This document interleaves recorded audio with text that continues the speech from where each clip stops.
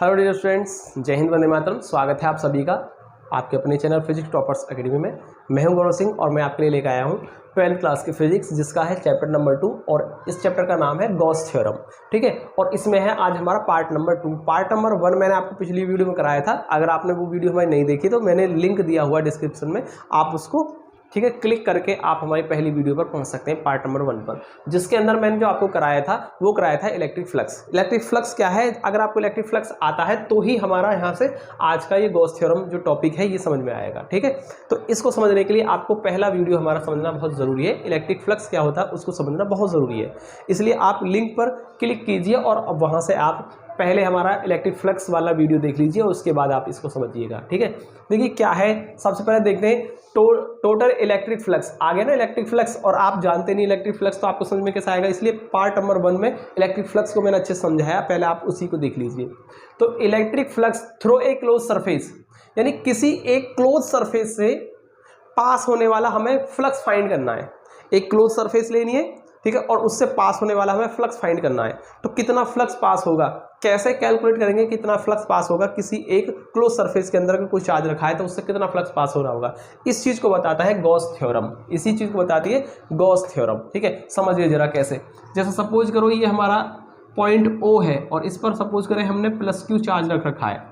ठीक है, और सबसे पहली चीज गॉस थ्योरम जो लगती है हमेशा कहाँ लगती है, क्लोज सरफेस के लिए। यानी चार्ज जो होता है ना, चार्ज कैसा होना चाहिए, एनक्लोज्ड होना चाहिए, मतलब क्लोज सरफेस के अंदर होना चाहिए। तो हमने यहाँ पर कोई भी एक क्लोज सरफेस ले ली, जो आपका मन करे, जिस तरीके से आपका मन करे ऐसी सरफेस ले सकते हैं, जरूरी नहीं ऐसी हो, गोल ले सकते हैं, किसी भी शेप में ले सकते हैं। तो ये क्लोज सरफेस होगी। ठीक है, इस क्लोज सरफेस से कितना फ्लक्स पास हो रहा होगा हमको वो फाइंड करना है। ठीक है, तो कैसे फाइंड करेंगे, देखिए थोड़ी देर के लिए समझ लीजिए। फाई जो लिखा हुआ है इसको हम Q × 1/ε0 ऐसे लिख सकते हैं या नहीं लिख सकते हैं। इस फाई = Q/ε0 को हम इस तरीके से लिख सकते हैं, नहीं लिख सकते। ठीक है, अब जरा ध्यान समझिएगा क्या है। Total electric flux phi through a close surface is 1/ε0 times the net charge enclosed by the surface। It means क्या हुआ, किसी भी सरफेस से पास होने वाला टोटल इलेक्ट्रिक फ्लक्स उस क्लोज सरफेस के अंदर रखे हुए चार्ज Q का 1/ε0 टाइम्स होता है। और यही होता है हमारा गॉस की थ्योरम, यही है हमारी गॉस की थ्योरम। और आपको यहाँ से समझ में आ रहा होगा। ठीक है, तो इसी फॉर्मूले से गॉस की थ्योरम बन जाती है। तो ये क्लोज सरफेस है। ठीक है, क्लोज सरफेस के अंदर पॉइंट O पर मैंने +Q चार्ज लिया। अब मैं इसका कर रहा हूँ डेरिवेशन, यानी ये जो आया है ये कहाँ से आया, कैसे आया, पता कैसे चला कि जो फ्लक्स होता है Q का 1/ε0 टाइम्स होता है, कैसे जानकारी मिली, तो इसका करेंगे हम डेरिवेशन। तो ये समझ में आएगा डेरिवेशन से आपको। ठीक है, तो सबसे पहले मैं एक काम कर देता हूँ, क्लोज सरफेस के अंदर पॉइंट O पर +Q चार्ज लेता हूँ और इसके अंदर मैंने एक छोटा सा एलिमेंट मान लिया है, छोटा सा एरिया एलिमेंट मान लिया है ना। एरिया को क्या ले लिया मैंने, DA। सपोज करो इस छोटे से एलिमेंट का जो एरिया है वो DA है। ठीक है, और इस पर मैंने एक पॉइंट ले लिया है P। क्या ले लिया, इस पर एक पॉइंट ले लिया P, ये रहा पॉइंट P। ठीक है, इस P पॉइंट पर सबसे पहले मैं इस +Q चार्ज की वजह से इलेक्ट्रिक फील्ड इंटेंसिटी निकालता हूँ। कहाँ होगी इलेक्ट्रिक फील्ड इंटेंसिटी की डायरेक्शन क्या होगी, ये होगी। ठीक है, क्योंकि जिस पॉइंट पर हम इलेक्ट्रिक फील्ड इंटेंसिटी फाइंड करते हैं उस पर हम +1 कूलम चार्ज मान लेते हैं, यानी पॉजिटिव चार्ज मान लेते हैं 1 कूलम। प्लस में होगा रिपल्जन। ठीक है, जिधर फोर्स की डायरेक्शन आएगी वही इलेक्ट्रिक फील्ड इंटेंसिटी की डायरेक्शन होती है। तो ये आ गई E की डायरेक्शन। ठीक है, और ये जो P पॉइंट है हमारा चार्ज से r डिस्टेंस पर है, कितना, r डिस्टेंस पर। ठीक है, अब इस पर हम एक काम कर देते हैं, इस सरफेस पर हम एक नॉर्मल वेक्टर ड्रॉ कर देते हैं, नॉर्मल n। इस पर हम क्या कर देते हैं, एक नॉर्मल, जो कि कैसा होता है, सरफेस के परपेंडिकुलर होता है हमेशा। तो इस पर हमने एक नॉर्मल वेक्टर ड्रॉ कर दिया। और जैसा कि हम जानते हैं नॉर्मल वेक्टर की डायरेक्शन में ही क्या होता है, एरिया वेक्टर। क्या होता है, एरिया वेक्टर। यानी इस एरिया का जो वेक्टर होगा ना, एरिया वेक्टर DA वेक्टर, वो कहाँ होगा, नॉर्मल की डायरेक्शन में होगा हमेशा। इसी तरीके से डायरेक्शन में n कैप की डायरेक्शन में ही एरिया वेक्टर की डायरेक्शन होती है। ठीक है, और सपोज करो ये जो एंगल है इनके बीच में कितना है, वो थीटा है। ठीक है, अब हम एक काम कर देते हैं, इसको यहाँ और इसको यहाँ मिला देते हैं, और ये जो डायरेक्शन है, ये जो डिस्टेंस है ना r, इसको मैं यहाँ दिखा देता हूँ थोड़ी देर के लिए। और ये जो एंगल बनेगा इस सरफेस की वजह से, स्मॉल सरफेस की वजह से जो यहाँ इस पॉइंट ओ पर जो ये जो एंगल बन रहा है इसको बोलेंगे हम डी ओमेगा, और इसको बोला जाता है क्या, सॉलिड एंगल। क्या बोलते हैं इसको, सॉलिड एंगल। ये आपने सॉलिड एंगल के बारे में थोड़ा सा आपने पढ़ा होगा 11th क्लास के अंदर, ठीक है, जहां आपको बताया गया होगा कि दो हमारी सप्लीमेंट्री क्वांटिटीज होती हैं जिनको कहते हैं एंगल और सॉलिड एंगल, ठीक है, जिनके जो यूनिट्स होती हैं रेडियन और स्टेरेडियन होती थी, जो आपको बताया गया होगा, थोड़ा थोड़ा याद आ रहा होगा। तो ये वही सॉलिड एंगल है। तो सॉलिड एंगल समझ में आया। सॉलिड एंगल क्या होता है, किसी भी सरफेस की वजह से, सपोज करो डी ए सरफेस है, इस स्मॉल सरफेस की वजह से पॉइंट ओ पर जो एंगल ट्रेस हो रहा होगा उस एंगल को बोलेंगे हम सॉलिड एंगल, ठीक है, ठीक है। तो ये डी ओमेगा से रिप्रेजेंट होता है, और आप ध्यान रखेंगे इसका एक फॉर्मूला भी होता है। सॉलिड एंगल डी ओमेगा का एक फॉर्मूला होता है, क्या होता है, D A cos theta upon R square, ये इसका एक फॉर्मूला होता है, ठीक है, सॉलिड एंगल का फॉर्मूला होता है। इसको भी याद रखेंगे, इसकी हमको जरूरत पड़ेगी आगे चल के। ध्यान रखना डी ए क्या है, ये जो एलिमेंट है डी ए एरिया वाला है ना, इसकी वजह से तो सॉलिड एंगल निकाला हमने डी ओमेगा, तो यानी इस डी ए का कॉस वाला कंपोनेंट यानी डी ए कॉस थीटा, और डिस्टेंस कितनी यहाँ से यहाँ तक की आर, तो इसलिए आर स्क्वायर। तो ये एक फॉर्मूला होता है। अब जरा एक चीज़ और ध्यान से देखेंगे, जिस तरीके से हमने इस छोटे से एलिमेंट की वजह से, ठीक है, इस छोटे से एरियल एलिमेंट की वजह से हमने क्या काम किया, इस पॉइंट ओ पर एक हमने सॉलिड एंगल फाइंड किया डी ओमेगा। हमको इस छोटे से एलिमेंट की वजह से नहीं, हमें पूरी टोटल सरफेस की वजह से हमें निकालना पॉइंट ओ पर सॉलिड एंगल। तो वो क्या होता है हमारा इंटीग्रेशन डी ओमेगा, पूरी टोटल सरफेस, क्लोज सरफेस की वजह से, ठीक है। तो इंटीग्रेशन कर सकते हैं, छोटे से एलिमेंट की वजह से है डी ओमेगा, और हमको निकालना पूरे क्लोज सरफेस की वजह से, तो इसलिए इसका इंटीग्रेशन कर देता हूँ क्लोज सरफेस का, ठीक है। तो कितना होता है, ये हमेशा 4 पाई होता है। जरा ध्यान रखेंगे, टोटल सरफेस की वजह से जो सॉलिड एंगल आएगा इस पॉइंट ओ पर टोटल सरफेस की वजह से, वो हमेशा 4 पाई के बराबर होता है। इसको भी आप याद रखेंगे। तो ये दो चीज़ आप याद रखेंगे, इनकी हमें जरूरत पड़ेगी जब हम इसका डेरिवेशन करेंगे, ठीक है। तो चलिए अब हम करते हैं इसका डेरिवेशन। कैसे करेंगे जरा ध्यान से देखेंगे। सबसे पहले मैं एक काम कर लेता हूँ, इस पॉइंट ओ पर रखे चार्ज क्यू की वजह से पी पॉइंट पर इलेक्ट्रिक फील्ड इंटेंसिटी फाइंड करता हूँ। Electric field intensity,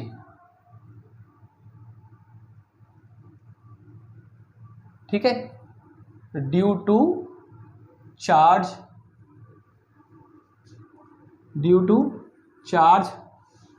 plus Q at point P point पर। उसको मैं क्या ले सकता हूँ, ई ले सकता हूँ, जो कि कितना होता है 1/4 पाई एप्सिलॉन नॉट और क्यू अपॉन आर स्क्वायर। इतना ही होगा ना होगा, ये आपने पढ़ रखा होगा, ठीक है। चार्ज क्यू की वजह से निकाल रहे हैं हम, आर डिस्टेंस पर पॉइंट पी पर निकाल रहे हैं हम, तो 1/4 pi epsilon naught Q upon R square, ये आपने पढ़ रखा है, पहले चैप्टर में हमने आपको कराया था, ठीक है। Electric field intensity due two point charge कराया था, उसमें मैंने आपको ये कराया था, तो आपको याद होगा। चलिए इसके बाद देखिए, अब हम एक काम कर लेते हैं, हमें इस छोटा सा जो एलिमेंट है डी ए है ना, ये छोटा सा जो एरिया एलिमेंट है, इसकी वजह से हम क्या करेंगे, केवल इस वाली सरफेस से डी ए जो एलिमेंट है इससे पास होने वाला फ्लक्स निकाल लेते हैं पहले हम, और फिर उसका इंटीग्रेशन कर देंगे, टोटल सरफेस से पास होने वाला फ्लक्स आ जाएगा। तो पहले मैं इसके छोटे से एलिमेंट डी ए पर डी ए से पास होने वाला फ्लक्स फाइंड करता हूँ। तो हम लिखेंगे electric flux passes through the small element dA, ठीक है। उसको मैंने मान लिया डी फाई, क्या मान लिया, डी फाई। भाई स्मॉल एलिमेंट से पास होने वाला फ्लक्स है, फाई थोड़ा सा पास होगा, जब एरिया आपका थोड़ा सा है तो फ्लक्स भी थोड़ा सा होगा, इसको मैं डी फाई मान लेता हूँ, ठीक है। चलिए कैसे करेंगे हम जानते हैं, एक फॉर्मूला पढ़ाया था मैंने आपको, E vector dot D A vector, कल ही कराया था पार्ट नंबर 1 के अंदर, E vector dot D A vector, और इसको हम लिख सकते हैं ई डी ए कॉस थीटा, लिख सकते हैं या नहीं लिख सकते हम, ठीक है। अब मैं इसको थोड़ा सा यहाँ से रफ कर देता हूँ ताकि मुझे थोड़ा सा स्पेस मिल जाए इसको करने के लिए।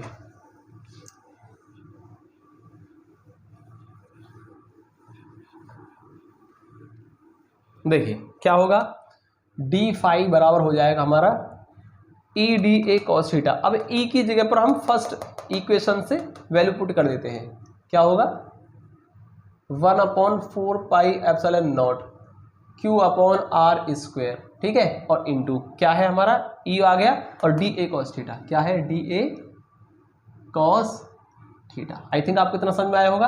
और मैं इसमें कर देता हूं फ्रॉम इक्वेशन फर्स्ट। कहां से आया ये, from equation first. Equation first से मैंने वैल्यू इसमें रखी है ई की, बस वहां से आया ये, ठीक है। चलिए अब डी फाई को थोड़ा सा हम सॉल्व करते हैं। क्या होगा, Q upon 4 pi epsilon naught, Q upon 4 pi epsilon not, और डी ए कॉस थीटा, ऊपर से बचा है डी ए कॉस थीटा और नीचे बचा है आपका आर स्क्वायर, ठीक है। इसको मैं एक साथ कर देता हूँ। अब जरा ध्यान से देखें, D A cos theta upon R square, ये क्या बताया था मैंने आपको, सॉलिड एंगल बताया था डी ओमेगा, है ना। तो इसकी जगह क्या लिख सकता हूँ, डी ओमेगा लिख सकता हूँ, डी फाई इक्वल टू हो जाएगा Q upon 4 pi epsilon not, और इसको लिख सकता हूँ मैं डी ओमेगा। और डी ओमेगा क्या है, जरा मैं इसको दोबारा लिख देता हूँ, डी ओमेगा है आपका D A cos theta R square, क्या है ये, सॉलिड एंगल है, सॉलिड एंगल है, ठीक है। आपको समझ में आया होगा क्या है ये, सॉलिड एंगल है, ठीक है। आगे देखिए, ध्यान से देखें। अब हमको जो मिला है डी फाई यानी फ्लक्स जो मिला है, केवल इतनी सरफेस से पास होने वाला फ्लक्स मिला है। हमको चाहिए टोटल सरफेस से पास होने वाला फ्लक्स, ठीक है। हम लिखेंगे total electric flux passes to the passes through the,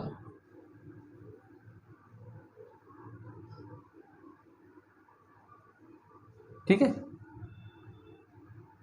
close surface, closed surface यानी क्लोज सरफेस से पास होने वाला टोटल फ्लक्स चाहिए।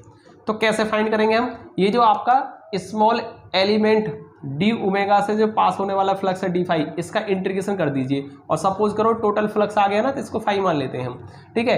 अब डी फाई की वैल्यू क्या दे रखी है हमको यहाँ पर, Q upon 4 pi epsilon not और डी ओमेगा, यही तो है। अब मैं इसको यहाँ से रफ कर देता हूँ। देखिए टोटल फ्लक्स फाइंड हो जाएगा अब हमारा।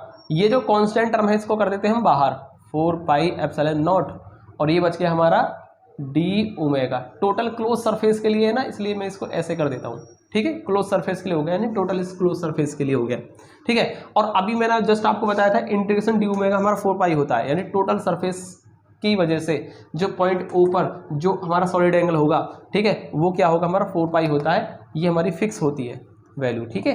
तो Q upon 4 pi epsilon not, और क्या हो गया इंटीग्रेशन डी ओमेगा, ये 4 पाई हो गया, ठीक है। और मैं इसको लिख सकता हूं कि इंटीग्रेशन डी ओमेगा जो होता है हमारा, ये 4 पाई होता है, ठीक है, कंप्लीट सॉलिड एंगल, ठीक है, टोटल यानी कंप्लीट सॉलिड एंगल होता है, ठीक।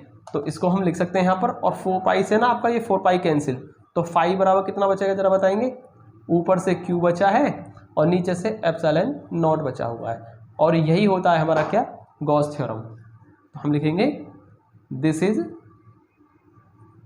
Is Gauss theorem, Gauss theorem, यही है आपकी गॉस थ्योरम, ठीक है।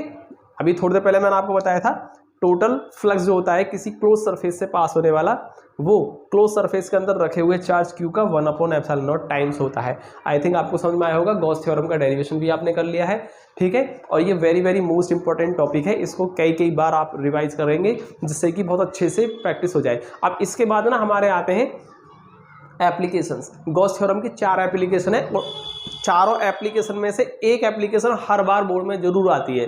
तो एक एप्लीकेशन चारों में से जरूर आएगी, जो कि मैं अगली वीडियोस में कराऊंगा, और इन चारों एप्लीकेशन पर बेस्ड एक न्यूमेरिकल भी आता है। तो ये बहुत ही वेरी मोस्ट इंपॉर्टेंट चैप्टर है ये।